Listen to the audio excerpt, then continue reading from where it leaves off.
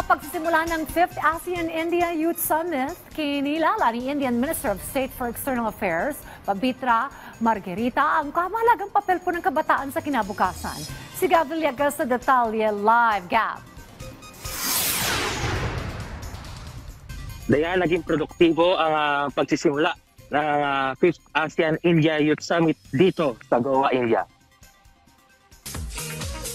Present sa inaugural session ang ilang opisyal ng Indian government.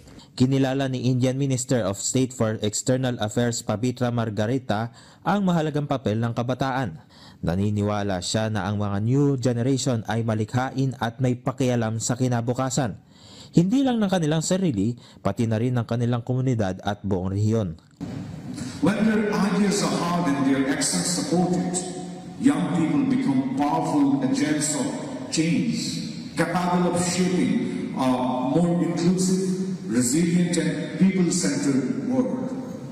I would like to expand the ASEAN youth as ambitious, sincere, effective and efficient, aspirational new generation. Para naman kay India Foundation President Ram Madhav, mahalaga ang relasyon sa pagitan ng ASEAN at India sa usapin ng kalakalan at seguridad. This relationship is not just about politics, geopolitics and trade and business. This has much more than that. It's a historical relationship. Our relationship goes much beyond politics, much beyond geography, much beyond trade. It is a people-to-people, civilizational, cultural and historical relationship. In that sense, we are all, of course, coming from different regions, different countries, but we are all civilizational cousins, cultural cousins. Nagsagawa rin ng country presentation ang mga delegado mula sa ASEAN member states at India. Ibinida nila ang mga magagandang katangian at mahalagang papel ng kabataan sa kanilang bansa.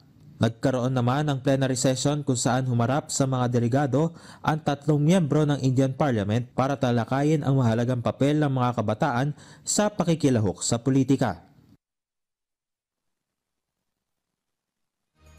Dayan, mamaya naman tanghali, oras dyan sa Pilipinas, ay magsisimula ang ikalawang araw ng summit.